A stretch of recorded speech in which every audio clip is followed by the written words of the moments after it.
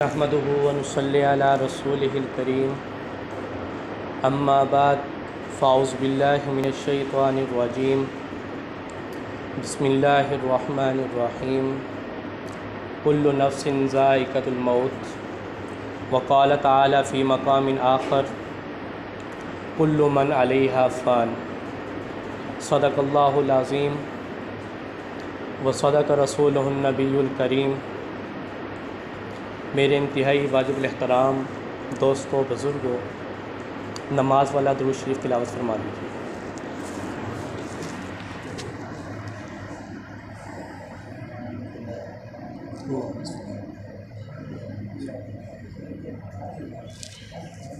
मैंने आप हज़रात के सामने कुरान करीम फ़ुरक़ान हमीद की 2 आयत मुबारक तिलावत की हैं।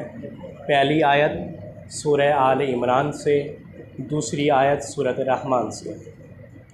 पहली आयत कुल्लु नफ्सिन ज़ाइक़तुल मौत, इसका मानी और मफ़हूम जो मुफ़स्सिरीन ने ख़ुसूसन अपनी तफ़ासिर में लिखा है वो ये है कि हर नफ्स ने मौत का जायका चखना है।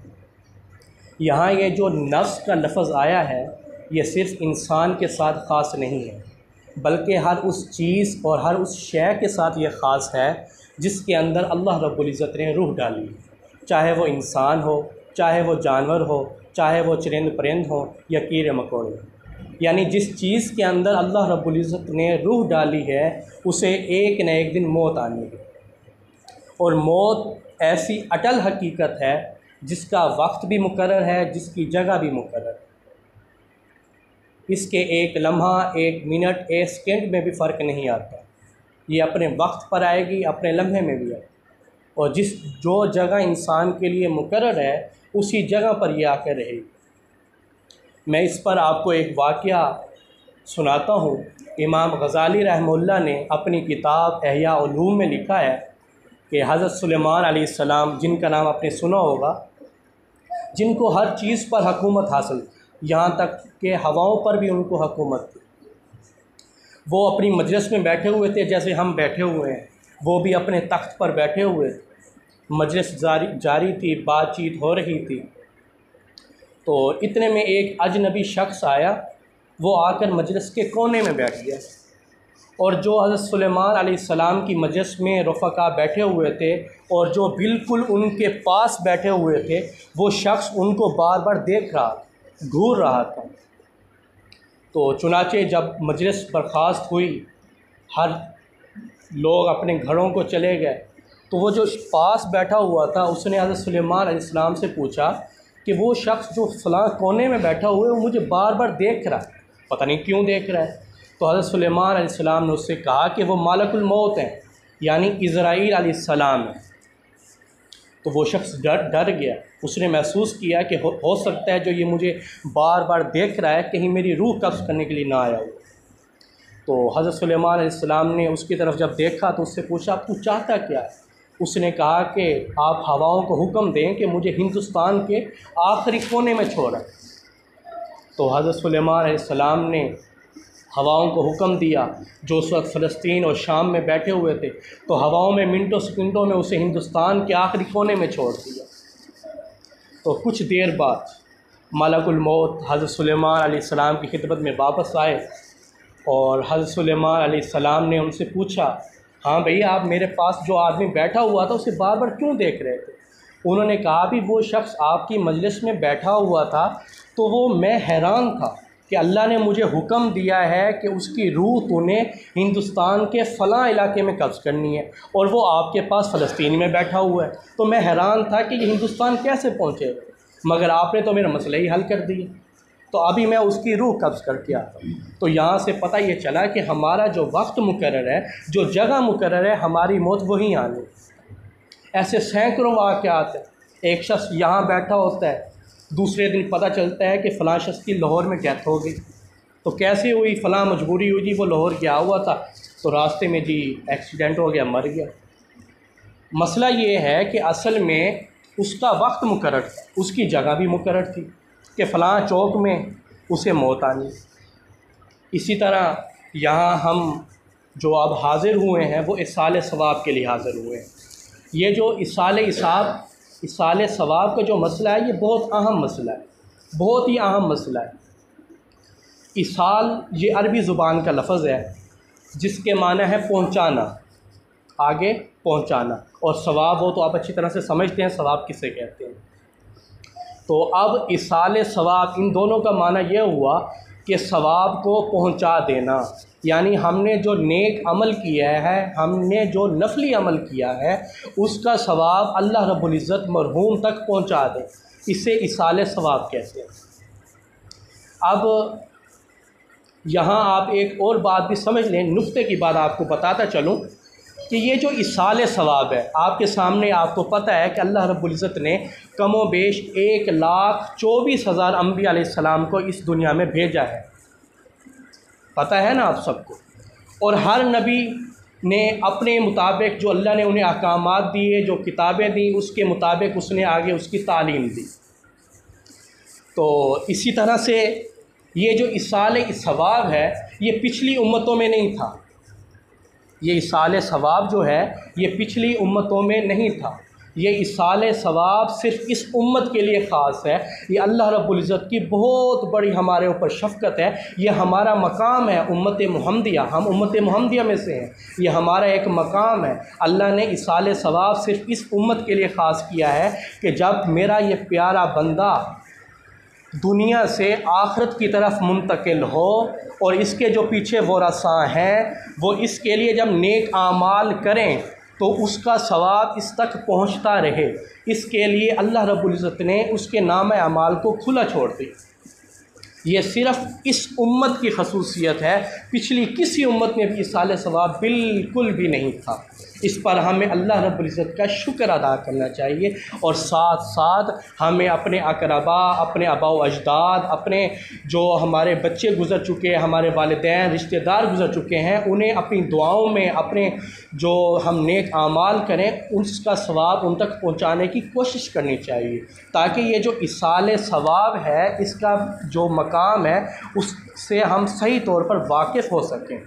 और एक दूसरी बात भी आपको यहाँ ये बताता चलूँ कि फ़ॉर एग्ज़ाम्पल हमने 3 मरतबा सूरत इखलास पढ़ी, और आपको ये मालूम है कि 3 मरतबा जो आदमी सूरत इखलास तिलावत करता है उसका सवाब 1 कुरान के बराबर है, ठीक है, 1 कुरान के बराबर है। अब जब हमने 3 मरतबा सूरत इखलास पढ़कर अपने किसी रिश्तेदार को उसका सवाब भेजा है, अपने किसी रिश्तेदार को उसका सवाब भेजा है, तो याद रखें कि आपके सवाब में कमी नहीं होगी, उसको भी पूरा पूरा सवाब मिलेगा, आपको भी पूरा पूरा सवाब मिलेगा, बल्कि आपको 2 कुरान का सवाब मिलेगा। क्यों सवाब मिलेगा?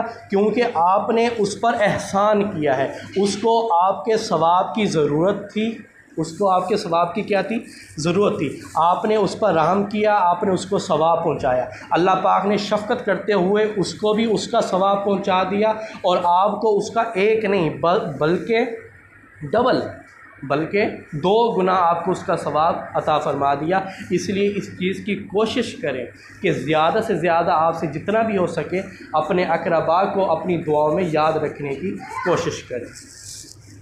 अब यहाँ चौथी बात, 3 बातें मैंने अर्ज़ कर दी हैं, चौथी बात यहाँ मैं एक और अर्ज़ कर दूँ कि हमारा वजूद बिल्कुल भी इस दुनिया में नहीं था, हमारा वजूद इस दुनिया में बिल्कुल भी नहीं था। अल्लाह रब्बुल इज़्ज़त ने हमें पैदा किया, अपने हाथों से हमें बनाया। आप अगर कुरान को उठा कर देखें तो जगह जगह ये बात लिखी हुई है कि अल्लाह ने इंसान को ख़ुद अपने हाथों से बनाया है, ठीक है, और इंसान को बनाने के बाद इसे अशरफुल मखलूक़ात का लक़ब दिया। किस चीज़ का लक़ब दिया? अशरफुल मखलूक़ात का। इस दुनिया में अल्लाह रब्बुल इज़्ज़त ने एक तारीख़, एक रिसर्च के मुताबिक अल्लाह रब्बुल इज़्ज़त की 18,000 मखलूक़ात हैं। कितनी मखलूक़ात हैं अल्लाह की? ज़मीनी भी, ज़मीन यानी तरी की भी, खुश्की की भी, टोटल कितनी है? 18,000 मखलूक़ात। उसमें से एक इंसान ऐसी शख्सियत है जिसको अल्लाह रब्बुल इज़्ज़त ने अशरफुल मखलूक़ात कहा है। अब इंसान का वजूद नहीं था, कुछ नहीं था, अल्लाह ने इंसान को बनाया, इंसान को खूबसूरत चेहरा दिया, जैसे कुरान में आता है लक़द ख़लक़नल इंसान फ़ी अहसनी तक़वीम, ठीक है, अल्लाह ने हमें खूबसूरत चेहरा दिया, हर चीज़ हमारी अच्छी बनाई। इसके बाद अल्लाह रब्बुल इज़्ज़त ने हमें ज़िंदगी का भी फ़लसफ़ा समझा दिया, मौत का भी फ़लसफ़ा समझा दिया कि जब हम दुनिया में जाएं तो वहाँ जाकर हम करें क्या, वहाँ जाकर हम करें क्या। इस लिहाज से अल्लाह रब्बुल इज़्ज़त ने मुख्तलिफ़ अदवार में, मुख्तलिफ़ लम्हात में, मुख्तलिफ़ ज़मानों में, जैसे मैं पहले अर्ज़ कर चुका हूँ कि 1,24,000 कम व बेश अम्बिया अलैहिस्सलाम को मबऊस किया और उन पर मुख्तलिफ़ किताबें और सहीफ़े नाज़िल की, और हर किताब में, हर सहीफ़े में अलग अलग हिदायत थीं उस उम्मत के मुताल्लिक़। हमारे पास जो आखिरी किताब जो हमारे प्यारे नबी हज़रत मोहम्मद मुस्तफ़ा सल्लल्लाहु अलैहि वसल्लम पर नाज़िल हुई, जिसका नाम कुरान मजीद है, वो इस उम्मत पर नाज़िल हुई, उसमें हमें ज़िंदगी गुजारने का जो फ़लसफ़ा बताया गया है वो आप लोग अच्छी तरह से जानते हैं। पढ़े लिखे अहबाब भी यहाँ मौजूद हैं, मैं देख रहा हूँ उनको। तो यहाँ लिखा हुआ है कि अल्लाह रब्बुल इज़्ज़त ने जिन्नों इंस को सिर्फ़ अपनी इबादत के लिए पैदा किया, जिन्नों इंस को सिर्फ़ अपनी इबादत के लिए पैदा किया और किसी चीज़ के लिए भी पैदा नहीं किया। एक दूसरी जगह पर अल्लाह रब्बुल इज़्ज़त इरशाद फरमाते हैं कि हमने इंसान को सिर्फ़ इसलिए पैदा किया है ताकि हम जान सकें कि ये अच्छे अमाल करता है या बुरे अमाल करता है, और फिर उसके मुताबिक हम इसको बदला दें। हालांकि अल्लाह रब्बुल इज़्ज़त के बाद फ़रिश्तों की बहुत बड़ी तादाद, लातादाद मौजूद थी, फ़रिश्तों की बहुत बड़ी तादाद मौजूद थी, लेकिन अल्लाह ने हमको क्यों पैदा किया? ताकि देखें, आमाल का फ़ायदा उस वक्त मालूम होता है जब उसके साथ गुनाह भी हो, सवाब भी हो। मज़ा तो तब है ना जब इंसान के साथ गुनाह भी लगा हुआ हो, सवाब भी लगा हुआ हो, और फिर पता चलेगा कि ये सवाब का नेक आमाल करता है या गुनाह के आमाल करता है। अब जब इंसान नेक आमाल करेगा तब भी पता चलेगा कि ये अल्लाह रब्बुल इज़्ज़त का बरगुज़ीदा बंदा है। इसी तरह से अल्लाह रब्बुल इज़्ज़त ने इंसानों के दो तबके हैं जिनका तज़किरा अल्लाह रब्बुल इज़्ज़त ने सूरत नाज़ियात, जो तीसरे पारे की दूसरी सूरत है, उसके दूसरे रकू में अल्लाह रब्बुल इज़्ज़त ने दो तबकों का ज़िक्र किया है। पहला तबका वो जिसने जो दुनिया में आया और अपनी नफ्स की पैरवी की, जिसने अपने नफ्स की क्या की? पैरवी की। दूसरा वो तबका जो दुनिया में तो आया लेकिन उसने अपने नफ्स की पैरवी नहीं की, बल्कि अपने नफ्स को पसे पुश्त डालकर अल्लाह रब्बुल इज़्ज़त के और अल्लाह के महबूब हज़रत मोहम्मद मुस्तफ़ा सल्लल्लाहु अलैहि वसल्लम के बताए हुए तरीक़ों पर अमल किया।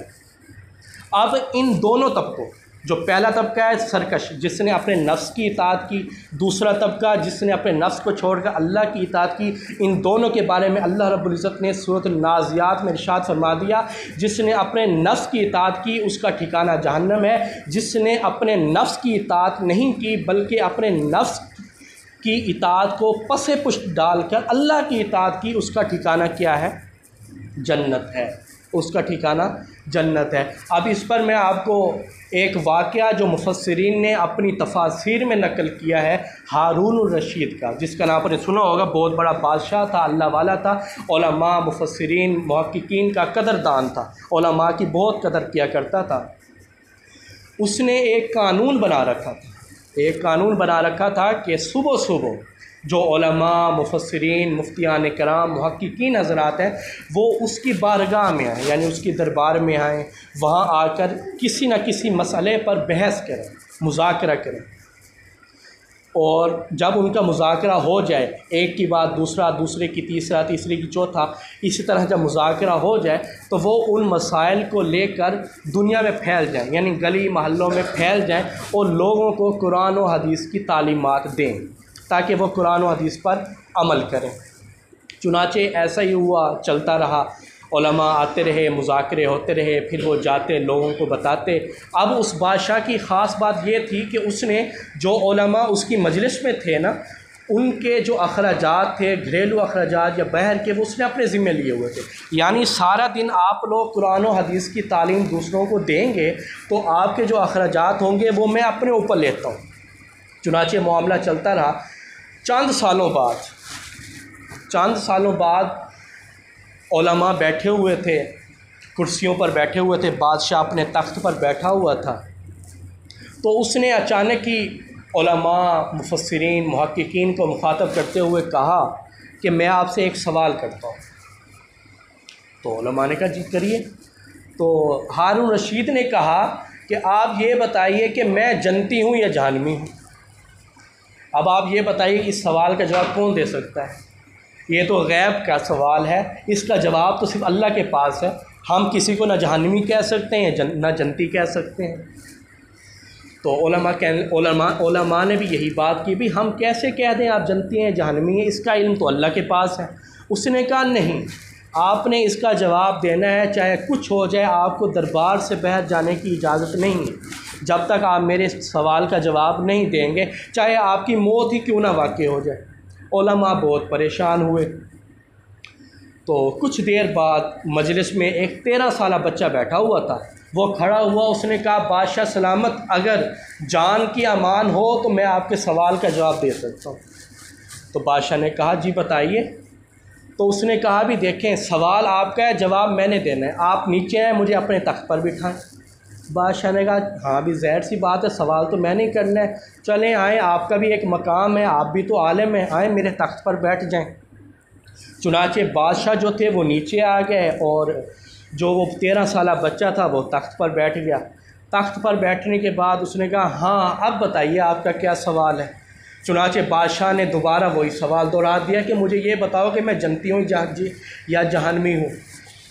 तो उसने कहा आपके सवाल का जवाब मैं दे तो दूँगा, मगर आपके सवाल के जवाब से पहले आपने मुझे एक सवाल का जवाब देना है। बादशाह बहुत परेशान हुआ भी।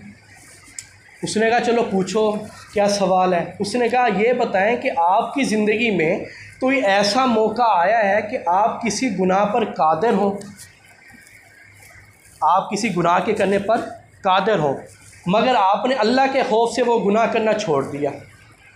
बादशाह सलामत कुछ सोच में पड़ गया, यार क्या करूं। कुछ देर बाद उसने कहा ये बात तो राज की थी, लेकिन मुझे तो अपने सवाल का जवाब चाहिए, तो इसलिए मैं तुझे जवाब दे देता हूँ। उसने कहा एक मौका नहीं, कई मौके ऐसे आए हैं कि मैं गुनाह पर कादिर था, लेकिन मैं अल्लाह के सामने खड़ा होने से डरता था, तो मैंने वो गुनाह छोड़ दिया। तो उस 13 साला बच्चे ने कहा कि आप जन्नती हैं। आप क्या हैं? जन्नती हैं। मुफस्सिरीन सैकड़ों की तादाद में बैठे हुए थे, हैरान हुए। वो कहने लगे भी हमें इतना अरसा हो गया, तू हमारा शागिर्द होकर, 13 साला बच्चा होकर तू कैसे कह सकता है बादशाह जन्नती है। उसने कहा भी आपने कुरान का मुताला नहीं किया। तो वो कहने लगे भी किया है। तो इस तरह से और भी उनके साथ बहस व मुबासे होने लगे। तो उसने कहा भी आपने सूरतुन नाज़ियात का मुताला नहीं किया, वहाँ 2 तबकों का जिक्र है। उसने कहा भी किया है। मुफस्सिरीन जो बैठे हुए थे उन्होंने कहा भी किया है। उसने कहा भी आपने वहाँ देखा नहीं, वहाँ अल्लाह रब्बुल इज़्ज़त ने क्या इरशाद फरमाया, जो मेरे सामने खड़ा होने से डर गया और उसने गुनाह छोड़ दिया, उसका ठिकाना क्या है? जन्नत है। अब यहाँ पर देखिए, यहाँ एक मौका नहीं बल्कि कई मौके ऐसे आए, बादशाह गुनाह पर कादिर भी था, मगर वो अल्लाह के सामने खड़ा होने से डर रहा था, उसने वो गुनाह छोड़ दिया। तो ज़ाहिर सी बात है बादशाह जन्नती है। तो उसका ये जवाब सुनकर मुफस्सिरीन ने भी उसकी बहुत तारीफ़ की, उसको शाबाश दी, और बादशाह ने भी उसको इनाम इकराम से नवाजा। अब मैं आपको बताता चलूँ कि वो 13 साला बच्चा कौन था। वो 13 साला बच्चा मोहम्मद बिन इदरीस अश-शाफ़ई था। आपको पता है कि इस वक्त 4 शख्सियात ऐसी हैं जिन्हें एक मकाम और मर्तबा हासिल है, जिसे तमाम दुनिया के मुसलमानों ने तस्लीम किया है। वो फ़िक़ह में हमारे इमाम हैं, जैसा कि सबसे पहले इमाम हज़रत इमाम आज़म अबू हनीफ़ा रहमतुल्लाह अलैह, जिनके हम मुक़ल्लिद हैं, जिनकी वजह से हमें हनफ़ी कहा जाता है। हम ये जो नमाज़ पढ़ते हैं, ज़कात अदा करते हैं, ये उन्हीं के मसलक के मुताबिक करते हैं, इस वजह से हमें हनफ़ी कहा जाता है। दूसरे नंबर पर हज़रत इमाम मालिक रहमतुल्लाह अलैह, जिनके मज़हब पर चंद एक सऊदी अरब में भी हैं। और तीसरे नंबर पर इमाम शाफ़ी रहमतुल्लाह और चौथे नंबर पर इमाम अहमद बिन हम्बल रहमतुल्लाह अलैह, जिनकी अक्सरियत सऊदी अरब में ज़्यादा है। आप वहाँ जाएं तो पता चलेगा वहाँ हम्बली ज़्यादा है। ये 4 शख्सियात ऐसी हैं जिनका एक मकाम और मर्तबा है, जिन्हें तमाम दुनिया के मुसलमानों ने तस्लीम किया है। इन 4 शख्सियात में से किसी एक की तकलीद करना ज़रूरी है, किसी एक की तकलीद करना ज़रूरी है। अगर इनमें से किसी एक की तकलीद नहीं करोगे तो गुमराह हो जाओगे। क्या हो जाओगे भाई? गुमराह हो जाओगे। और गुमराही का ठिकाना क्या है? जहन्नम है। ये बात अपने जहन में डाल लीजिए।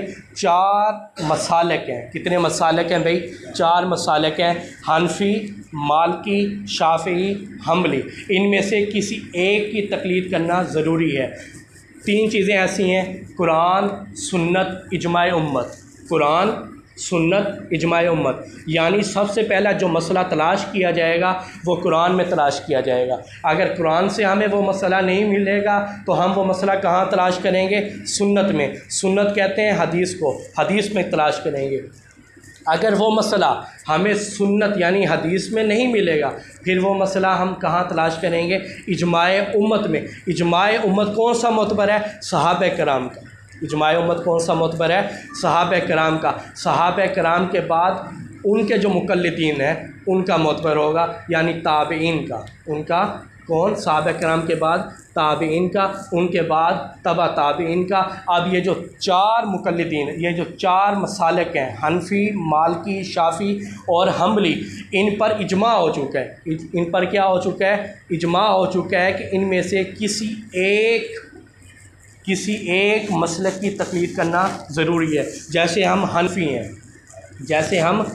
हैं, अब हम जितने भी मसाइल होंगे, जितने भी मसले होंगे, वो सारे के सारे हम किसके लेंगे? अहनाफ के ही लेंगे। चलें ये हम और तरफ चले गए। अब हमारा मौजू असल मौत था।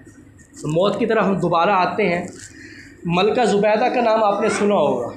मलका ज़ुबैदा जो हारून रशीद की बीवी हैं, जो किन की बीवी हैं? हारून रशीद की बीवी हैं। अब मलका ज़ुबैदा का वाक़या भी बहुत अजीब व गरीब है। वो अपनी सहेलियों के साथ अपने बाग में चहल पहल कर रही थी, वहाँ खेल रही थी। तो इतने में मस्जिद में अज़ान होती है। मस्जिद में क्या होती है? अज़ान होती है। वो मलका थी तो सर से दुपट्टा उतरा हुआ था, जैसे माहौल है आजकल मगरबी तहज़ीब वालों का। तो जैसे ही अज़ान होती है तो मलका ज़ुबैदा जो है वो अदब के तकाज़े से, वो किस तकाज़े से? अदब के तकाज़े से कि भाई मस्जिद में अज़ान होती है। जैसे आजकल हमारे यहाँ एक रूटीन बनी होती है कि हम सारा दिन देखते टीवी हैं। क्या देखते हैं? टीवी हैं। लेकिन जैसे ही अज़ान होती है तो हम बच्चों को कहते हैं भी आवाज़ ऐसा कर लो। ये क्यों कहते हैं? इसलिए कहते हैं क्योंकि अज़ान हो रही है। ये भी एक अदब है, ठीक है। तो मलका ज़ुबैदा ने भी इसी अदब के तकाज़े को मद्देनज़र रखते हुए अपने सर पर दुपट्टा ले लिया। क्यों लिया? अज़ान हो रही है। चुनांचे जब उसकी मौत होती है तो अल्लाह रब्बुल इज़्ज़त जो है उसके जितने भी नेक अमाल होते हैं कबूल नहीं करते। सिर्फ़ उसका यही एक अमल उसका अल्लाह रब्बुल इज़्ज़त के यहाँ कबूल होता है, जो उसने अज़ान के वक्त अज़ान का अदब करते हुए दुपट्टा जो है अपने सर पर ले लिया था, ठीक है। इसी तरह से बुखारी शरीफ जल्द अव्वल में एक वाक़या लिखा हुआ है कि एक बहुत ही बद चलन औरत थी, बहुत गुनहगार औरत थी। उसने कभी भी अल्लाह की इबादत बिल्कुल भी नहीं की थी। एक मरतबा वो जंगल से गुज़र रही थी, तो जैसे आपको मालूम है पहले कुओं के दौर होते थे, तो वहाँ एक कुतिया का बच्चा प्यास की वजह से कुएं की मंडेर के पास टहल रहा था। तो उस औरत को उस पर तरस आ गया। उसने अपना दुपट्टा उतारा, उसको कुएं में डाला, वहाँ से उसको गीला किया और फिर उसमें से पानी जो है वो निकाल कर, जैसे हम कपड़ों को खुश्क करते हैं इस तरह उसने पानी निकाल कर उस कुतिया के बच्चे को पिला दिया। जब उसकी मौत हुई तो अल्लाह रब्बुल इज़्ज़त ने उसकी इसी अमल की वजह से उसकी बख्शिश कर दी थी। इसलिए मेरे भाइयों, किसी भी छोटे से छोटे अमल को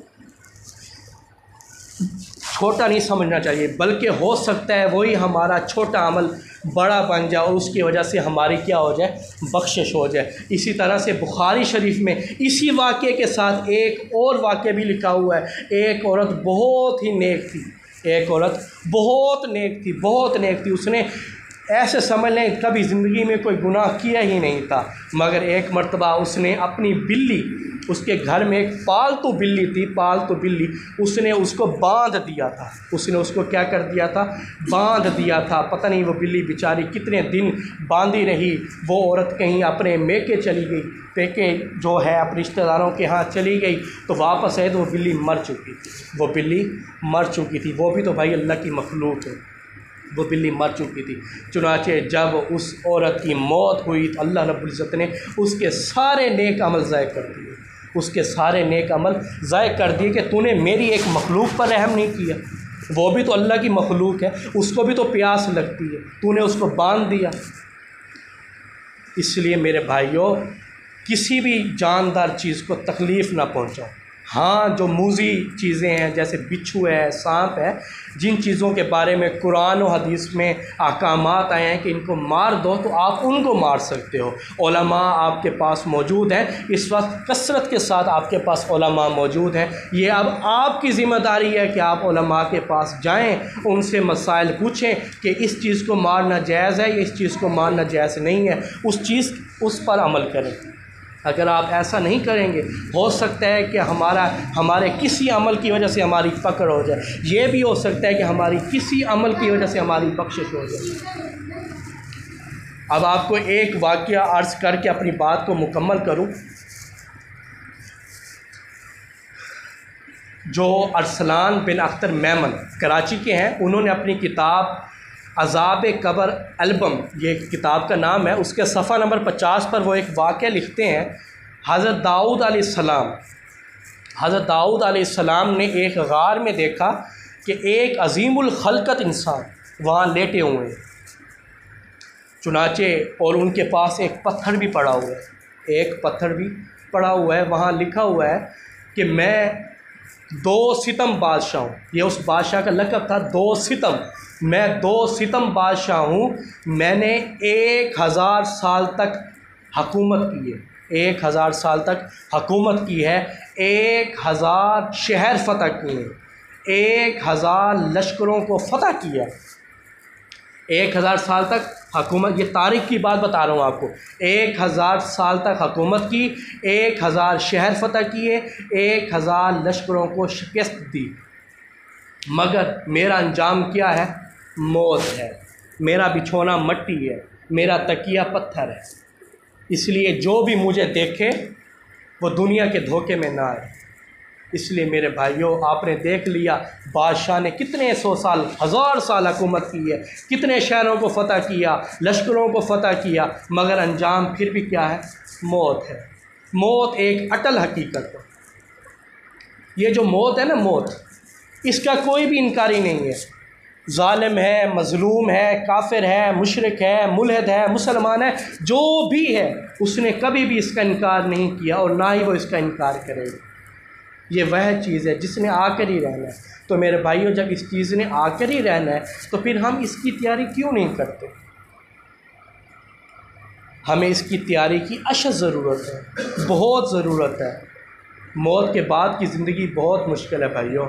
हमने कब्र में जाना है। ये जो आजकल करप्शन का दौर हमारे ऊपर, ये बहुत सारे बहरान, पानी का बहरान, बिजली का बहरान, कात साली छाई हुई है, ये सब कुछ इसी वजह से है। हमने मौत को भुला दिया है। अगर हम मौत को याद रखें, मौत को अगर हम याद रखें तो यकीन करें हमसे कोई नेक अमल ना छूटे।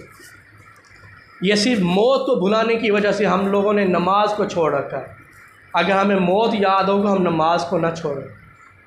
दिन में 5 मरतबा मस्जिद से आवाज़ उठती है, हय्या अला सलाह, चले आओ कामयाबी की तरफ। लेकिन हम हैं पड़े हुए हैं एसियों के नीचे, गर्मियों में एसी है, टीवियों के सामने बैठे हैं, कंप्यूटर चल रहा है, मोबाइल हाथ में, नमाज की फ़िक्र नहीं है। 5 मिनट हैं, 10 मिनट हैं, निकाल लो, आ जाओ। जैसे आपको एक मिसाल से समझाता हूँ। जैसे आपको मालूम है कि मैट्रिक के इम्तिहान हो या इंटरमीडिएट के इम्तिहान हो, बीए मास्टर लेवल के इम्तिहान हो, तो हमारी कोशिश होती है कि हमें कहीं से गेस्ट पेपर मिल जाए। ऐसे बात है नहीं, गेस्ट पेपर मिल जाए। और अगर हमें गेस्ट पेपर मिल भी जाए तो हम कितने खुश होते हैं। गेस्ट पेपर में से हमें एक सवाल भी अगर मिल जाए तो हम कितने खुश होते हैं। हम कहते हैं यार चलो 100 में से 2 नंबर तो आ ही जाएंगे, ऐसे बातें नहीं है। लेकिन अल्लाह रब्बुल इज़्ज़त ने आज से 1400 साल कबल हमें कब्र में होने वाले सवालों के बारे में बता दिया है कि कब्र में 3 सवाल होने हैं। लेकिन हमारी क्या मजाल है कि हम उनकी तैयारी कर लें। दुनिया के पेपर अगर आउट हो जाएं तो हमें उसकी फ़िक्र होती है, हम रात की नींदें हराम कर देते हैं। चलो यार 2 नंबर तो आ ही जाएंगे, 10 नंबर तो आ ही जाएंगे, मगर जो सवाल हमें 1400 साल कबल बता दिए गए हम उनकी तैयारी की हमें फ़िक्र ही नहीं है। कब्र में पहला सवाल होना है तेरा रब कौन है। इस सवाल का जवाब सिर्फ वही शख्स दे सकता है जिसने नमाज की पाबंदी की होगी। तेरा नबी कौन है, इसका जवाब वही शख्स दे सकता है जिसने सुन्नतों की पाबंदी की होगी, जिसने हुजूर के रास्ते को अपनाया होगा। तेरा दीन क्या है, तेरा मज़हब क्या है, इस सवाल का जवाब वही शख्स दे सकता है जिसने कलमा तैयबा पढ़ा होगा, और कोई भी नहीं दे सकता इसका जवाब। लेकिन मजाल है,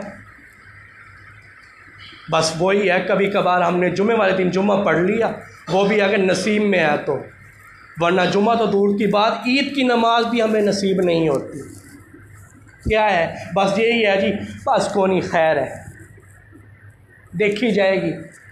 भाइयों देखी तो जाएगी, आगे हम नहीं जाना है, अकेले जाना है। दुनिया में सिर्फ हम एक कमरे में बैठे हैं, रात 12 बजे का टाइम है, लाइट चली जाए, बिल्कुल अंधेरा हो, अकेला बच्चा बैठा हो, कितना डर लगता है। कब्र है 6 फुट की है, वहाँ सोचें क्या बनेगा, अकेले होंगे, वहाँ बहुत कुछ होने वाला है आगे। ये दुनिया की 4 दिन की ज़िंदगी है, हम 60-70 साल कमाते हैं।